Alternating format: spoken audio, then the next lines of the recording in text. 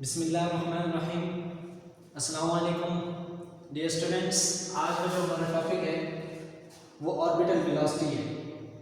इसमें सबसे पहली चीज़ डेफिनेशन है। डिफाइन किया गया है the minimum velocity required for a satellite to orbit the earth or any other celestial body at a specific altitude is called orbital velocity. वो minimum amount की velocity जो अर्थ या फिर किसी और सेलेस्टियल बॉडी के अराउंड एक satellite को मूव करवाए उसको ऑर्बिटल वेलोसिटी कहते हैं। डियर स्टूडेंट्स, सबसे पहली बात हमारे जहन में ये होनी चाहिए कि मैंने यहाँ जितने भी टॉपिक अमूमन करवाए हैं वो मैं सिर्फ डेरिवेशंस के करवाता हूँ, इसलिए कि अमूमन स्टूडेंट्स को जो परेशानी होती है वो डेरिवेशन से आती है। तो मैं डायरेक्टली इसलिए स्टार्ट कर देता हूँ, डेरिवेशन पे आ जाता हूँ कि यहाँ पर हम लोगों को ज़रूरत डेरिवेशन की है और वो ज़्यादा इंपॉर्टेंट होती है। डेरिवेशन ही अगर क्लियर हो जाए तो फिर आगे इजी। डेरिवेशन पर आते हैं। When a satellite is moving with velocity v not, एक सैटेलाइट है जो v नॉट वेलोसिटी के साथ सर्कुलर पाथ में मूव कर रहा है ऑफ रेडियस r, जिसका रेडियस क्या होना चाहिए r। यहाँ पर मैंने लिखा नहीं है, अगर रेडियस r को बुक खोल कर देखो तो वो है r is equal to radius of earth plus earth के सेंटर से लेकर अर्थ के सरफेस तक और उससे आगे ऊपर जिस सर्कुलर पाथ में वो रेडियस मूव कर रहा है वहां तक हाइट h। तो रेडियस जो होगा वो radius of earth plus height दोनों को कंबाइन होगा।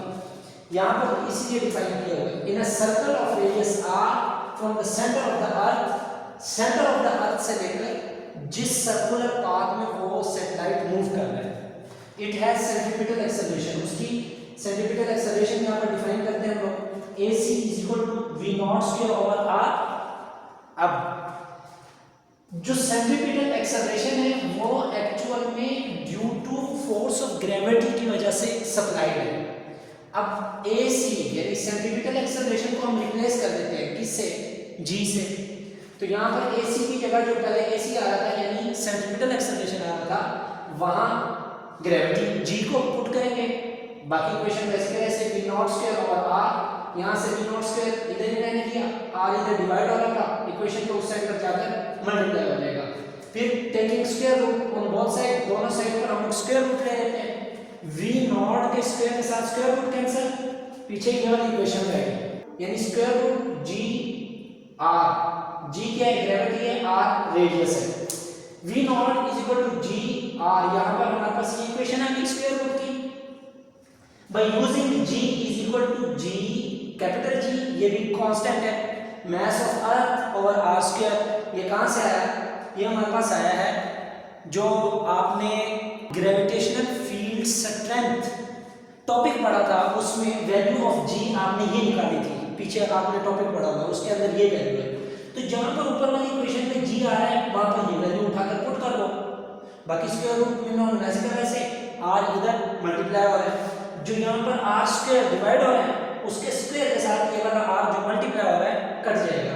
पीछे इक्वेशन हमारे पास ये रह गई v नॉट यानी orbital velocity is equal to g जो कि कांस्टेंट है, mass of earth over r। अब इस चीज को हम एक्सप्लेनेशन में लेके आते हैं तो सबसे पहली बात ये करता है कि ये दो चीजों पर डिपेंड करता है। एक मास ऑफ लार्जर बॉडी, जिस बॉडी के गिर्द वो सैटेलाइट मूव कर रहा है उसके मास पर डिपेंड करता है। दूसरा distance from the centre of larger body, centre of larger body से इसका फासला कितना है, डिस्टेंस कितना है, इन दो बातों पर डिपेंड करता है।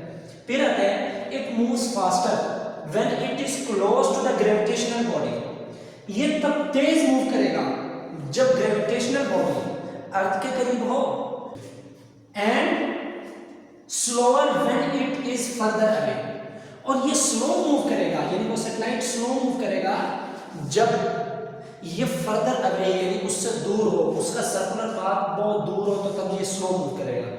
उसके बाद हम आते हैं as the size of satellite is small. अगर हम देखें सैटेलाइट का size as compare to earth, ये बहुत सवाल है। सैटेलाइट का size to the size of the earth, therefore R is taken as the sum of the radius of earth, यानी radius of earth and height h। ये जो are radius हमने ली है वो एक्चुअल में रेडियस ऑफ अर्थ है plus उस अर्थ की सरफेस से अबव जो हाइट h है, इन दोनों का जब सम लेंगे तो वो हमारे पास रेडियस r देगा। r is equal to radius of earth plus height, वो हाइट जिस पर सैटेलाइट मूव कर रहा है विद वेलोसिटी v नॉट। अब जहां पर r है इक्वेशन a के अंदर, वहां पर r is equal to radius of earth plus height h put कर दो तो हमारे पास अबव इक्वेशन a हमारे पास ये आती है v not is equal to g जो कि कांस्टेंट है, मास ऑफ अर्थ जो कि कांस्टेंट है, over radius of earth plus height h। इससे मुताबिक कोई सवाल या कोई भी शुबा है तो वो आप कमेंट बॉक्स में पूछ सकते हैं।